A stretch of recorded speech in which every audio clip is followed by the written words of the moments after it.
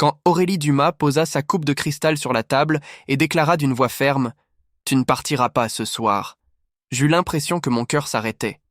Ce n'était pas une invitation, c'était un ordre. Et comment aurais-je pu dire non à la femme la plus puissante que j'ai jamais rencontrée? Moi, Nicolas Girard, fils d'un maçon et d'une couturière, je n'avais aucune légitimité à me trouver là, dans ce salon illuminé par des lustres en or. Pourtant j'y étais. Et pire encore, elle me fixait comme si j'étais le seul homme sur terre. Le contraste me brûlait la peau. Le marbre au sol brillait sous la lumière, et moi je ne pensais qu'aux trous dans mes vieilles chaussures cachées sous la table. Aurélie, ses cheveux blonds tombant en vagues parfaites sur ses épaules, portait un peignoir de soie blanche qui glissait sur sa peau comme une caresse. Était-ce un paradis ou un piège? Je ne le savais pas, mais au fond, j'étais certain d'une chose. Si quelqu'un nous voyait ensemble, je n'aurais plus rien à perdre, parce que j'aurais déjà tout perdu. « Tu crois vraiment que je t'ai choisi par hasard ?» demanda-t-elle en arquant un sourcil, comme si elle lisait mes pensées. Je n'osais pas répondre. Comment aurais-je pu croire à une telle folie? Une héritière, une patronne adulée, choisissant un simple employé. Mais quand elle s'approcha, les distances cessèrent d'être sociales pour devenir simplement physiques et dangereuses. Le parfum d'Aurélie m'enivra, effaçant toute logique. J'oubliais son monde de luxe, ses codes inaccessibles et les murs invisibles qui nous séparaient. Il ne restait qu'elle. Elle et le vertige. Une seule question me hantait. Jusqu'où pourrais-je aller sans me perdre entièrement? C'est dans ce silence lourd que je compris que cette nuit changerait ma vie. Ascension ou chute, je l'ignorais. Tout ce que je savais, c'est qu'en plongeant dans les yeux d'Aurélie Dumas, je venais de franchir une frontière dont on ne revient jamais. Bienvenue sur notre chaîne, mes amis. Avant de commencer cette histoire bouleversante, j'aimerais vous demander quelque chose de très simple mais de très important. Dites-moi dans les commentaires, de quel pays et de quelle ville êtes-vous en train de regarder cette vidéo? J'adore découvrir d'où vous venez. Et cela me permet de sentir que nous formons une grande famille, reliés par les mêmes émotions, même si nous sommes séparés par des milliers de kilomètres. Alors, prenez quelques secondes et écrivez-le juste en dessous. Je lirai chacun de vos messages. Et surtout, si vous aimez ce type d'histoires intenses, remplies de passion, de drame et de secrets, abonnez-vous à la chaîne dès maintenant. Je vous en prie, c'est vraiment essentiel pour que nous puissions continuer à grandir, à toucher de plus en plus de cœurs et à produire une nouvelle vidéo comme celle-ci chaque jour. Votre abonnement est gratuit. Mais pour nous, c'est un véritable trésor. Il nous permet de rester motivés et de savoir que vous êtes là, à nos côtés, prêts à vivre chaque émotion. Pensez-y, chaque commentaire, chaque abonnement, chaque petit geste de votre part est une preuve que cette aventure en vaut la peine. Alors, faites-le maintenant. Cliquez sur s'abonner, activez la cloche de notification et rejoignez notre communauté. Ensemble, nous allons continuer à partager des histoires qui font battre le cœur plus fort, qui donnent des frissons et qui restent gravés dans la mémoire. Alors, êtes-vous prêts? Dites-moi d'où vous regardez, abonnez-vous et plongeons immédiatement dans cette histoire extraordinaire. Je n'oublierai jamais ce vendredi-là. Tout avait commencé comme une journée ordinaire, avec le café tiède et les ordinateurs qui bourdonnaient dans le bureau. Mais Aurélie Dumas, ma patronne, celle que je n'avais jamais osé approcher autrement qu'avec respect, avait une lueur différente dans le regard. Elle s'avança vers moi, les talons cliquetant doucement sur le sol, et me dit simplement « Nicolas, j'ai besoin de ton aide ce soir. » Ces quelques mots suffirent à faire battre mon cœur plus vite. Aider Aurélie Dumas chez elle? Moi, un simple technicien? Cela semblait impossible. Le trajet vers sa maison me parut interminable. Je me répétais dans ma tête les scénarios les plus absurdes. Pourquoi elle m'avait choisi et pourquoi maintenant? Sa demeure se dressait dans un quartier chic, calme et presque irréel pour quelqu'un comme moi. J'avais grandi ici à Tours, mais jamais je n'avais mis les pieds dans un endroit si parfait. Les murs immaculés et le jardin entretenu semblaient appartenir à un autre monde. Et pourtant, j'étais là, avec ma boîte à outils, à frapper à sa porte. Aurélie m'accueillit dans des vêtements simples, loin de ses tailleurs et talons habituels. Ses cheveux blonds tombaient librement sur ses épaules, légèrement décoiffés, et un pull ample lui donnait un air étonnamment humain. Je réalisais que jamais je ne l'avais vue ainsi. Cette image d'elle, vulnérable mais rayonnante, me troubla. Mon regard se perdit un instant sur elle, et je me surpris à ressentir une proximité que je n'avais jamais imaginée possible entre une employée et son patron. Nous avons commencé à assembler les étagères dans le salon. Chaque geste était banal, mais chaque échange de regards me semblait chargé de quelque chose de plus profond. Le silence entre nous n'était jamais gênant. Au contraire, il avait une qualité étrange, presque intime. Lorsqu'elle me tendait les vis ou les outils, nos mains se frôlaient, et un frisson inattendu me parcourait. Je me demandais si elle ressentait la même chose, ou si tout était dans ma tête. Après 1 heure, nous avons fait une pause, assis sur le tapis du salon. Aurélie ouvrit une bouteille d'eau et me tendit un verre avec un sourire léger, mais chaleureux. Elle parlait doucement, racontant des anecdotes de son enfance à Tours, de ses études et de la création de son entreprise. Je l'écoutais, fasciné par cette facette d'elle que je n'avais jamais vue. Elle n'était plus la patronne distante, mais une femme réelle, drôle et accessible. Mon cœur battait à chaque mot, chaque sourire. Le dîner improvisé arriva plus tard. Elle avait préparé des plats simples, mais avec soin. Nous mangions sur la terrasse, à la lumière douce d'un coucher de soleil, un verre de vin à la main. Rien de dramatique, rien de forcé, juste 2 personnes partageant un moment rare. Je remarquais la façon dont elle jouait avec ses cheveux, ou la manière subtile dont elle s'asseyait près de moi. La tension était palpable, mais élégante, naturelle, comme un fil invisible qui nous reliait sans mots. Après le repas, nous nous sommes assis sur le canapé pour regarder un vieux film. Elle s'installa si près que je pouvais sentir son parfum léger et sucré. Je me surpris à me concentrer davantage sur sa présence que sur le film. À aucun moment, elle ne fit le moindre geste inapproprié, mais la proximité suffisait à éveiller en moi une chaleur douce et troublante. Je n'avais jamais ressenti cela pour personne, et je me demandais si elle partageait ce sentiment ou si j'étais seul dans cette fascination. Le temps s'écoula sans que nous parlions beaucoup, mais chaque silence était confortable, presque rassurant. Quand elle posa sa tête sur mon épaule, ce n'était pas provocateur, seulement naturel. Je me sentais étrangement complet, comme si chaque petit geste, chaque sourire, chaque mot échangé remplissait un vide que je ne savais même pas exister. Ce week-end, je réalisais que la distance entre nos mondes n'avait jamais été aussi perceptible, et pourtant, jamais je ne m'étais senti aussi proche d'elle. Avant de partir, elle me suivit jusqu'à la porte. Nous nous sommes échangés un regard long et silencieux, lourd de sens, mais sans un mot. Son sourire était à la fois doux et énigmatique. Je savais que quelque chose venait de changer, que ce week-end n'était pas seulement une parenthèse, mais un début de quelque chose d'inattendu et dangereux. Je n'osais pas poser de questions, et elle n'en fit aucune. Le mystère persistait, et cela me fascinait. En refermant la porte de sa maison derrière moi, je me surpris à sourire comme un idiot dans la voiture. Tout semblait incertain, fragile, mais étrangement excitant. Et je savais une chose. Je devais la revoir. Peu importaient les obstacles sociaux ou le risque de perdre ma stabilité. Quelque chose m'attirait irrésistiblement vers Aurélie. Et ce week-end n'était que le début. Le chapitre suivant révélera comment nos mondes vont se heurter. Le lundi matin, retourner au bureau me sembla étrange.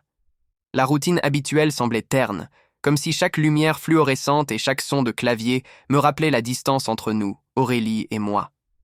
La douceur du week-end contrastait violemment avec le monde rigide de l'entreprise. Je tentais de me concentrer sur mes tâches de technicien, mais mon esprit revenait sans cesse à elle.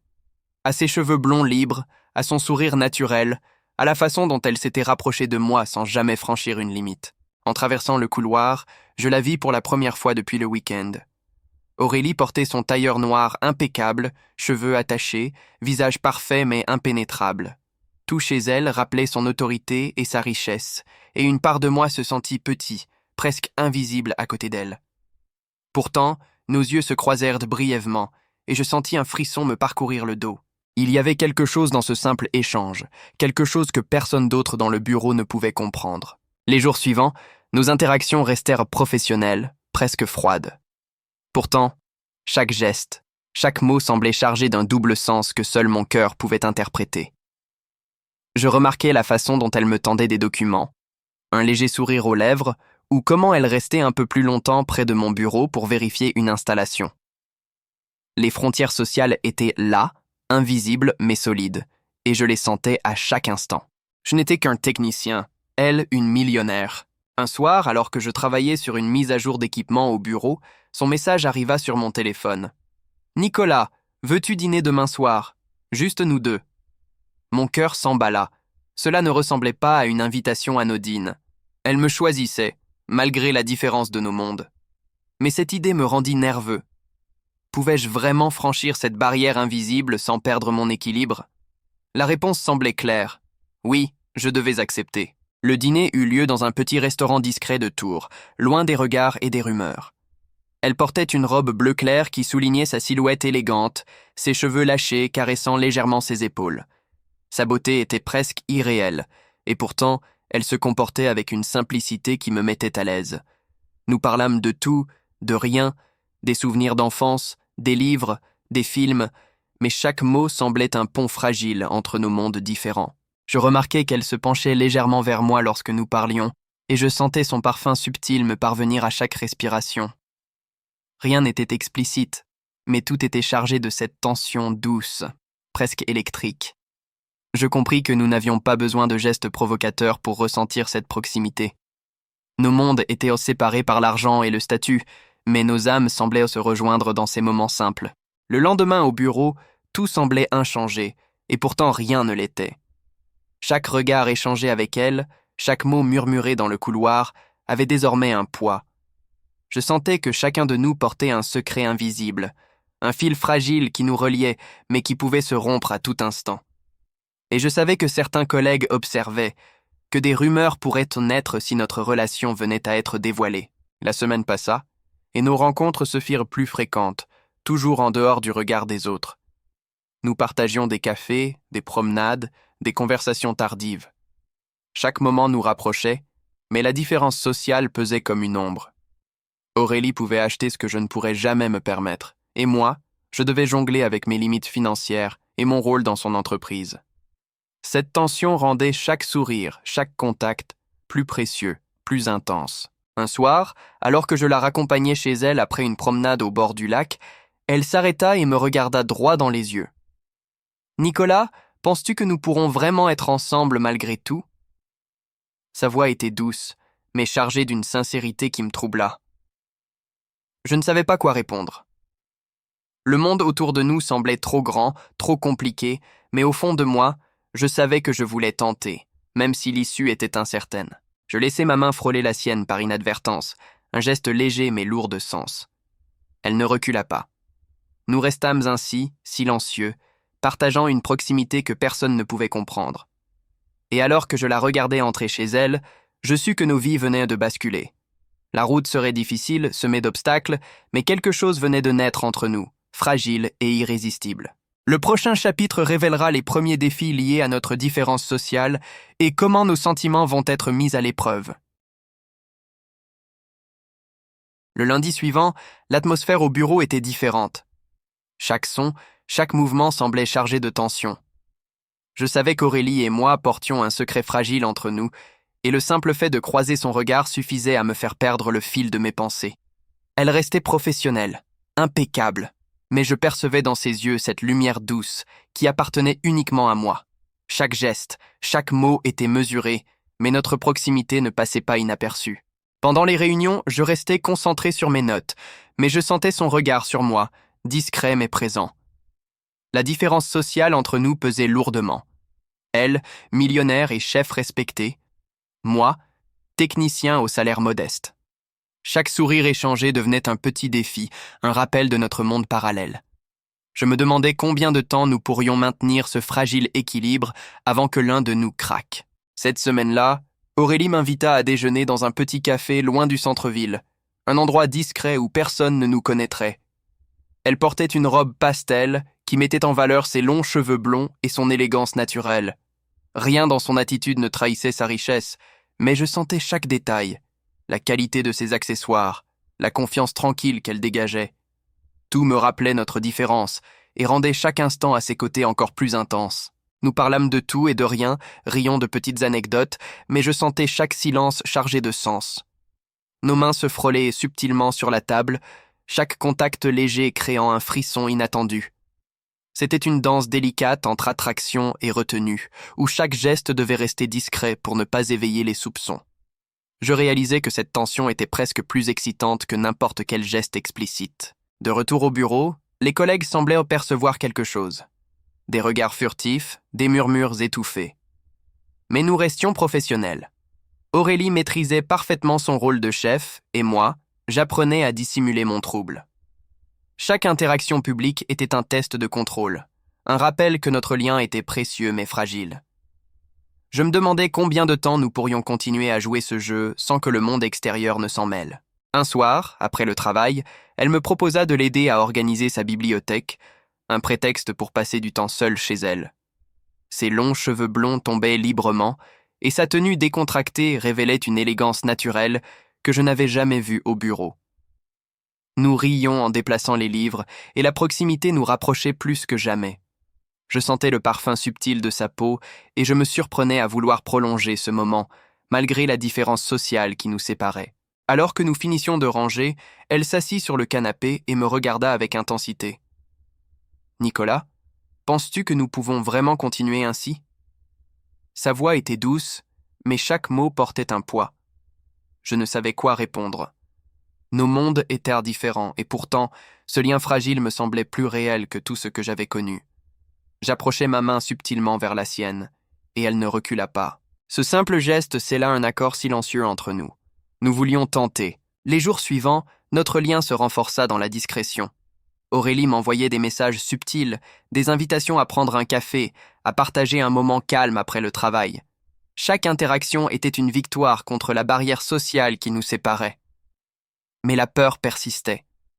Et si quelqu'un découvrait notre relation ? Et si nos mondes trop différents rendaient cet amour impossible ? Ces questions me tourmentaient, mais la proximité de ses yeux bleus effaçait momentanément toutes mes inquiétudes. Un samedi, elle me proposa une promenade dans un parc chic de la ville, un lieu où nos différences seraient moins visibles. Elle marchait à mes côtés, simple, naturelle, et je la voyais rire pour la première fois de manière totalement désinvolte. Nous partagions des moments intimes sans gestes explicites, mais chaque sourire et chaque frôlement me rapprochèrent d'elle. La tension sociale était toujours là, mais elle semblait secondaire face à l'émotion que nous partagions. Alors que nous rentrions chez elle, je compris que le défi ne faisait que commencer. Nos mondes étaient différents, nos vies parallèles, et pourtant nous avions trouvé un terrain commun fragile mais précieux. Je savais que le prochain chapitre mettrait à l'épreuve notre lien, révélant les obstacles que l'argent, le statut et la société pourraient imposer. Et dans un souffle, je me promis de ne pas laisser cette chance nous échapper. Le lundi matin, je me suis réveillé avec un mélange d'excitation et d'inquiétude. Aurélie et moi avions passé un week-end tranquille, presque parfait, mais je savais que la réalité allait bientôt se rappeler à nous. Le contraste entre nos vies n'avait jamais été aussi frappant. Moi, avec mon appartement modeste et mes habitudes simples, et elle, millionnaire, entourée de luxe et de prestige. La pensée de ce fossé me faisait trembler légèrement. Au bureau, chaque geste prenait une nouvelle signification. Je voyais les collègues lancer des regards furtifs, et j'avais l'impression que chaque sourire échangé avec Aurélie était scruté. Je devais rester professionnel, mais le simple fait de croiser son regard me faisait perdre l'équilibre. Je ne savais pas si c'était la peur d'être jugé ou l'excitation de notre lien secret qui me faisait palpiter le cœur si fort. Cette semaine-là, Aurélie m'invita à l'accompagner à un événement de charité organisé par son entreprise. Une salle élégante, des lumières tamisées et des gens vêtus de tenues somptueuses. Je me sentais immédiatement hors de ma place, comme un simple technicien dans un monde qui n'était pas le mien. Elle, en robe noire et bijoux discrets mais raffinés, me fit signe de m'approcher, et je sentis un frisson me parcourir l'échine. Pendant l'événement, elle ne me lâchait pas des yeux, et je réalisais que, malgré la différence sociale, nous étions unis par quelque chose de rare. Chaque sourire qu'elle me lançait me donnait courage, mais je voyais aussi la curiosité et parfois le jugement des autres invités. Je me demandais si cette différence allait finir par nous séparer, ou si notre lien résisterait à toutes les pressions. Après l'événement, Aurélie me proposa de marcher dans le jardin de l'hôtel. Le soir tombait, et la lumière douce des lampadaires créait une atmosphère presque irréelle. Nous parlions peu, mais chaque geste, chaque frôlement de main ou de bras créait une tension électrique. Je réalisais que notre proximité suscitait une émotion plus profonde que tout ce que j'avais ressenti auparavant. De retour au bureau, les murmures se faisaient plus insistants. Les collègues commençaient à remarquer notre lien et je sentais leur jugement invisible peser sur nous. Aurélie, fidèle à elle-même, restait impassible. Mais je voyais dans ses yeux qu'elle aussi ressentait la pression. Je devais me montrer fort, discret et sûr de moi, même si mon cœur battait la chamade à chaque instant passé près d'elle. Un soir, alors que je l'aidais à organiser une présentation importante, elle me confia ses doutes. « Nicolas, tu crois vraiment que nous pouvons continuer ainsi ?» Sa voix était douce mais ferme. Je pris ses mains dans les miennes et lui répondis avec sincérité « Je ne sais pas, mais je veux essayer. » Ce simple échange renforça notre complicité et je compris que nous étions prêts à affronter les obstacles tant que nous restions unis. Le week-end arriva et Aurélie me proposa une escapade discrète à la campagne, loin des regards et des jugements. La route était calme et le paysage nous offrait un sentiment de liberté. Assis à ses côtés dans sa voiture luxueuse, je sentais le parfum subtil de son parfum et la chaleur de sa présence. Chaque moment passé avec elle renforçait mon attachement, mais me rappelait aussi combien notre monde à elle et le mien étaient éloignés. Dans la petite maison qu'elle avait louée pour le week-end, nous partagions des instants simples. Cuisiner ensemble, préparer le déjeuner, marcher dans les champs. Chaque geste semblait chargé d'une sensualité douce, jamais explicite, mais toujours présente. Les barrières sociales semblaient s'effacer, remplacées par un lien fragile mais puissant, une intimité qui ne nécessitait ni mots ni gestes excessifs. Alors que nous rentrions en ville, je sentis le poids de la réalité s'abattre à nouveau sur nous. Le monde extérieur, avec ses jugements et ses attentes, nous attendait. Je savais que le prochain chapitre mettrait notre relation à l'épreuve, que les obstacles sociaux et familiaux allèrent se multiplier, et que chaque décision que nous prendrions serait cruciale. Et dans un souffle, je me promis de ne jamais laisser ces différences détruire ce que nous avions commencé à construire. Le lundi matin commença comme un défi silencieux. Chaque pas que je faisais dans le bureau me rappelait la fragilité de notre situation. Aurélie et moi avions trouvé un équilibre la semaine précédente, mais je savais que les murmures des collègues ne tarderaient pas à se transformer en jugements plus directs. Son statut, sa richesse et mon quotidien modeste étaient comme deux mondes opposés qui s'attiraient, mais pouvaient tout aussi facilement se repousser. Lors de la réunion hebdomadaire, j'aperçus quelques regards furtifs dirigés vers nous. Certains collègues semblaient curieux, d'autres visiblement sceptiques. Je me concentrais sur mon travail, tentant d'ignorer ces sensations désagréables, mais chaque sourire ou geste d'Aurélie me donnait le courage de rester confiant. Elle, fidèle à elle-même, projetait une sérénité impressionnante, presque royale, mais je voyais bien l'éclat d'inquiétude dans ses yeux quand elle croisait le mien. Le soir, après le travail, Aurélie me proposa de dîner chez elle, comme une manière de garder notre intimité loin du regard des autres. Sa maison luxueuse était impeccable, mais elle avait su y ajouter une touche de chaleur et de simplicité, qui me faisait sentir accepté malgré nos différences sociales. Nous préparâmes le dîner ensemble, et chaque geste était une danse délicate. Passer les ingrédients, ajuster les assiettes, sourire à demi dans un silence confortable. Alors que nous mangions, Aurélie évoqua des invitations familiales à venir, des dîners où je serais confronté à un monde qui n'était pas le mien. « Nicolas, je veux que tu viennes, mais je sais que ce ne sera pas facile pour toi. » Je pris une profonde inspiration, sentant à la fois la peur et l'excitation. Je ne voulais pas la décevoir, mais je savais que je devrais naviguer dans un univers qui me semblait parfois hostile et inaccessible. Le lendemain, au bureau, les commentaires subtils commencèrent. Une collègue murmura quelque chose à une autre en passant près de mon bureau, et je sentis le poids de la curiosité et du jugement peser sur mes épaules. Pourtant, chaque message ou sourire d'Aurélie me rappelait pourquoi je continuais. Nous partagions quelque chose de rare, quelque chose que l'argent et le statut social ne pouvaient pas acheter. Un après-midi, Aurélie m'emmena pour une réunion importante avec un client. Je vis les regards surpris lorsqu'elle me présenta comme son assistant et confident, et je sentis le fossé entre nos mondes se creuser. Mais à chaque instant, ses mains frôlant les miennes, ou ses yeux qui cherchèrent les miens me rappelaient que nous étions plus forts ensemble que n'importe quelle barrière sociale. Le week-end arriva, et Aurélie proposa une escapade dans un village isolé, loin des jugements et des murmures. Le voyage en voiture fut silencieux, mais chargé d'une tension douce et palpable. Nous parlions peu, mais chaque geste, chaque sourire, chaque frôlement de main ou d'épaule créait une intimité que je n'avais jamais connue. Le monde extérieur semblait loin, et pour un instant, nos différences sociales n'avaient plus d'importance. Dans ce village, nous partageâmes des moments simples. Une promenade près de la rivière, préparer le déjeuner ensemble, rire des maladresses de chacun. La sensualité était subtile, dans les gestes, dans la proximité de nos corps, dans les regards échangés, jamais explicites, mais toujours présentes. Je sentais que ce lien fragile mais puissant devenait la pierre angulaire de notre relation. Alors que nous rentrions en ville, je sentis une tension nouvelle. La réalité nous rattrapait. Aurélie savait qu'il faudrait bientôt affronter sa famille et ses cercles sociaux. Et moi, je me demandais si j'étais prêt à être jugé pour ce que nous partagions. Mais malgré cette inquiétude, je savais que je ne voulais rien changer de ce que nous avions construit.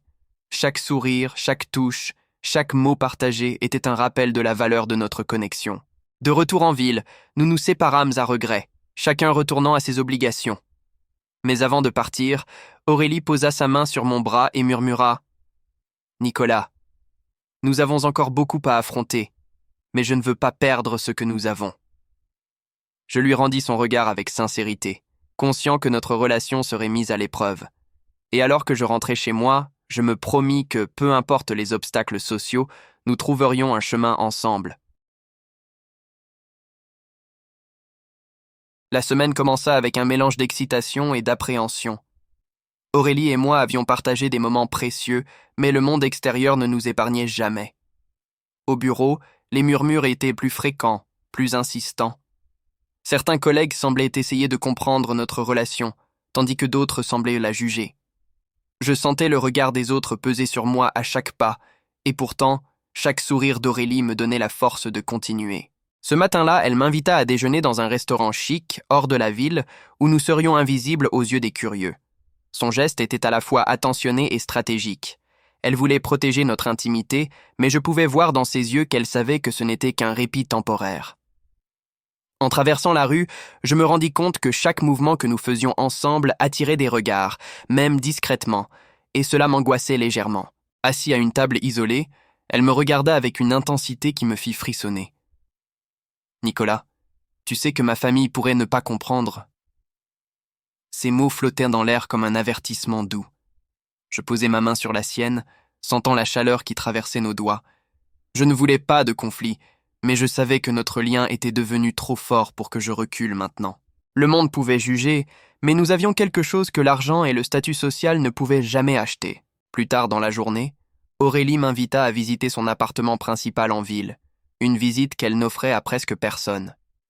La grandeur du lieu était intimidante, mais elle avait su y créer des espaces chaleureux où chaque détail semblait parler de son histoire personnelle. Je remarquais de petites photos, des objets de famille et un mélange d'élégance et de simplicité qui me fascinait. Dans ce lieu, elle n'était plus la patronne, ni la milliardaire, juste elle, humaine et accessible. Alors que je l'aidais à organiser quelques dossiers, nos mains se frôlèrent à plusieurs reprises. Chaque contact me donnait un mélange de frissons et de sécurité, comme si nous nous adaptions lentement à ce monde où nous n'étions pas supposés appartenir l'un à l'autre. La tension était palpable, mais jamais pressante. Une sensualité subtile flottait dans l'air, renforçant notre connexion sans jamais franchir les limites. Le soir venu, Aurélie me proposa un dîner avec ses amis proches, des personnes influentes et habituées à son monde de richesse et de privilèges. Je me préparais avec soin, conscient que chaque détail serait scruté. En entrant dans la salle, je sentis les regards curieux et parfois méfiants se tourner vers moi. Mais Aurélie resta à mes côtés, me tenant légèrement par le bras, comme pour me protéger et montrer à tous que j'avais ma place ici, malgré tout. Au fil de la soirée, je remarquais les subtils signaux de jugement. Des sourires forcés, des compliments polis mais chargés de scepticisme. Pourtant, chaque fois qu'Aurélie riait à mes plaisanteries ou que son regard croisait le mien, je me sentais légitime et accepté. La différence sociale semblait immense, mais nos moments de complicité me rappelaient que l'authenticité avait plus de poids que l'argent ou le statut. Plus tard, après le dîner, elle me proposa une promenade dans son jardin éclairé par de petites lanternes. La nuit apportait un calme apaisant, et le contraste entre la chaleur de notre proximité et le froid de l'extérieur renforçait la tension. Nous marchions lentement, nos épaules se frôlant, nos mains presque se touchant à chaque instant. La sensualité était discrète, dans chaque geste, chaque souffle, mais elle remplissait l'air comme une promesse silencieuse. Alors que nous atteignions une fontaine au centre du jardin, Aurélie s'arrêta et me regarda profondément. « Nicolas, je ne sais pas ce que l'avenir nous réserve. Les mondes que nous habitons sont si différents. » Je compris alors que notre histoire pourrait être remise en question à tout moment, par l'opinion des autres ou par nos propres peurs. Mais je sentis aussi que nous avions construit quelque chose de rare, fragile et précieux. Quelque chose qui ne pouvait être détruit par la simple différence sociale. Elle posa sa main sur la mienne et murmura « Peu importe ce que les autres pensent, je veux que tu restes près de moi. » Je lui rendis son regard, partagé entre désir et incertitude. Alors que nous nous tenions là, dans l'ombre des lanternes, le monde extérieur semblait suspendu, et une question flottait dans l'air. Allions-nous réussir à surmonter nos différences, ou la société finirait-elle par nous séparer? Le doute planait, mais la certitude de notre lien restait intacte. Le matin suivant, je me réveillai avec le souvenir des jours passés gravé dans chaque muscle et chaque pensée. Aurélie dormait encore, sa respiration calme et régulière. Je la regardai un instant, me demandant combien de temps nous pourrions préserver ce fragile équilibre. Le monde extérieur, avec ses jugements et ses différences, attendait là, prêt à nous rappeler la réalité. Et pourtant, en cet instant, je ne voulais penser qu'à elle, à nous, à ce lien inattendu mais indéniable qui nous avait rapprochés. Nous prîmes notre petit déjeuner en silence, un simple échange de regards et de sourires suffisant pour remplir l'espace de chaleur. Aucun mot ne semblait nécessaire, mais chaque geste, chaque frôlement de main sur la tasse ou sur la table portait le poids de nos émotions. La sensualité était là, douce et implicite, dans la manière dont nos épaules se touchaient, dans la proximité naturelle que nous avions apprise à partager. Je savais que cette harmonie était précieuse, et peut-être fragile, mais je n'avais aucune envie de la briser. Alors que je m'apprêtais à partir pour le travail, elle posa une main sur mon bras et murmura avec un sourire énigmatique « Nicolas, aujourd'hui rien n'est certain, mais je veux que tu sois là ce soir. » Je hochai la tête, partagé entre excitation et inquiétude. En quittant son appartement, je jetai un dernier regard vers elle, me demandant si l'avenir nous offrirait la liberté de notre amour ou si la société finirait par nous séparer. Et dans ce doute, il y avait une promesse. Notre histoire ne faisait que commencer.